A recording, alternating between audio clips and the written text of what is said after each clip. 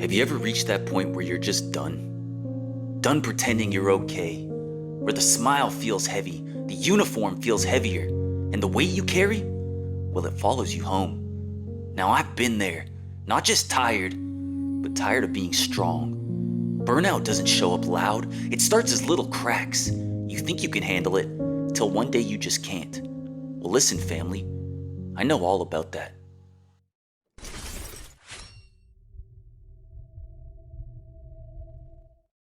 As a paramedic, I've seen people break in all kinds of ways. Physically, emotionally, and spiritually. And I felt that slow cracking myself. I started out strong. I told myself, I can handle this.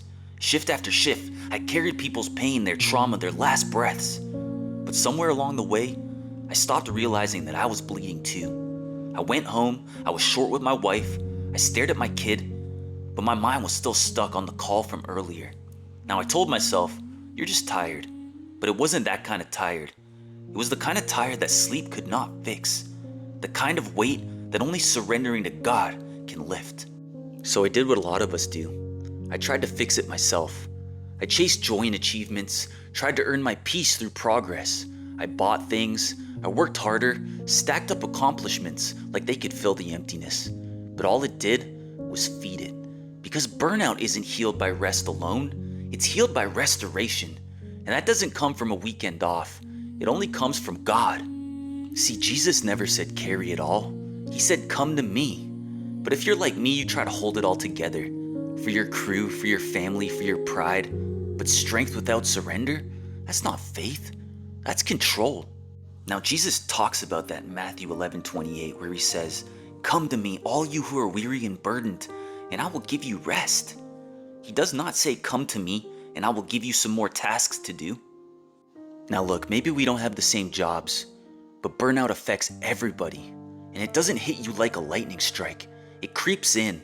A small crack here, a short temper there, and before you know it, that crack turns into a fracture. And it follows you everywhere you go. You start chasing joy with achievements, a promotion, a new truck, a new watch. Maybe I need a bigger house.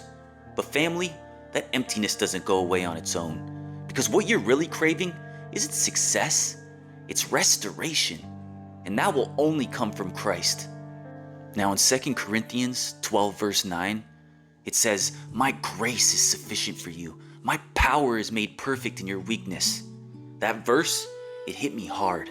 Because it means God's not disappointed when I'm weak. He's waiting there. He's saying, finally, you're letting go. So I can do what you can't. Now, one of my favorite stories is when Jesus slept through that storm. Because he trusted his Father. Now that's what real rest is.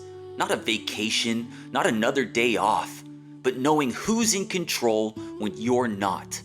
Sometimes God doesn't calm that storm right away, because he's trying to calm the storm inside you first. And look, that's where I found him. Now, if we look at 1 Peter 5 verse 7, well, it says, cast all your anxiety on him because he cares for you. Now, you don't have to hold it all together anymore. You can cry. You can even fall apart. And you can still call yourself faithful. Because faith isn't pretending to be strong. It's trusting the one who is.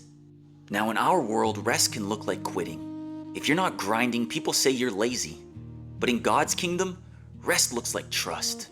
You were never meant to be the hero. You're meant to point to the one who already won. So if you're feeling worn out, emotionally, spiritually, physically, this is your reminder. You can't pour from an empty cup. And maybe it's time to stop trying to refill it yourself. Let him fill it. That's not weakness. That's worship. So I want you to take this challenge. This week, I want you to spend at least 20 minutes a day letting him restore you. And look, if this spoke to your heart, type in the comments, I'm letting go. Because maybe the next person who scrolls by needs to see they're not the only one feeling this way. God bless you, family, and I'll catch you on the next one.